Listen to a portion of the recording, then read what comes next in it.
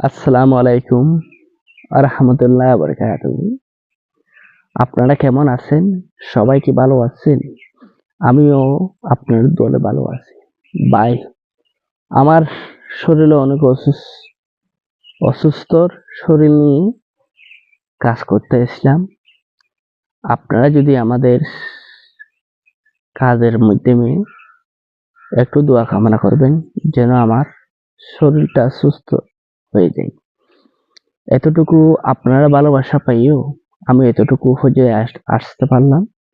অবশ্যই আপনারা সবসময় যেন অসুস্থতার জন্য সুস্থতার জন্য দোয়া বেশি করেন, অসুস্থতার জন্য দোয়া একটু কম করেন। আপনারা আমার থেকে যে শরীর অসুস্থ হয়েছে এটা আপনার মাধ্যমে এই বিষয়টা তুলে ধরতেও পারতাম না, না তুলে ধরতে পারতাম।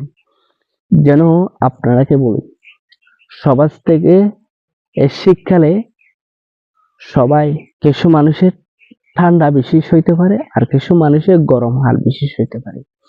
আমি গরমটা একটু একদম সইতে পারে না, শীতকালটা অনেক সইতে পারে। ঠান্ডার মৌসুমে অনেক একটু ভালো লাগে। এখন যে মানুষের গরম সইতে পারে না সে মানুষের ঠান্ডা একটু বেশি সইতে পারে।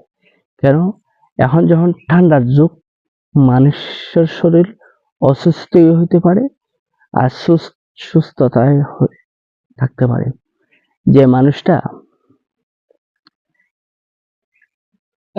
রাত্রের সময় তো মানুষ খাওয়া দাওয়া করে ঘুমায়, কিন্তু দিনের সময় মানুষ পরিশ্রম করি দিনটা শেষ করে দিই।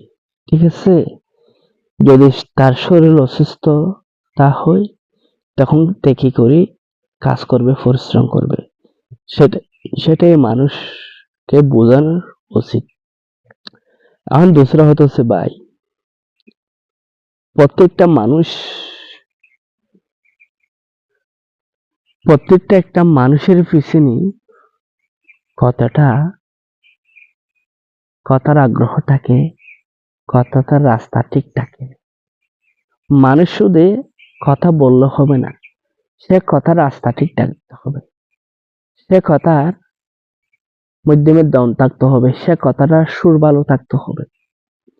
তখন সে মানুষের সাথে যখন একটা মানুষ আড্ডা দিবার জন্য, যখন একটা কাজকর্মের বিষয় তুলে ধরিবার জন্য তারা চেষ্টা করে। যে মানুষের অসুস্থ শরীর সে মানুষের এক নম্বরে অভিজ্ঞতাটা কি থাকে,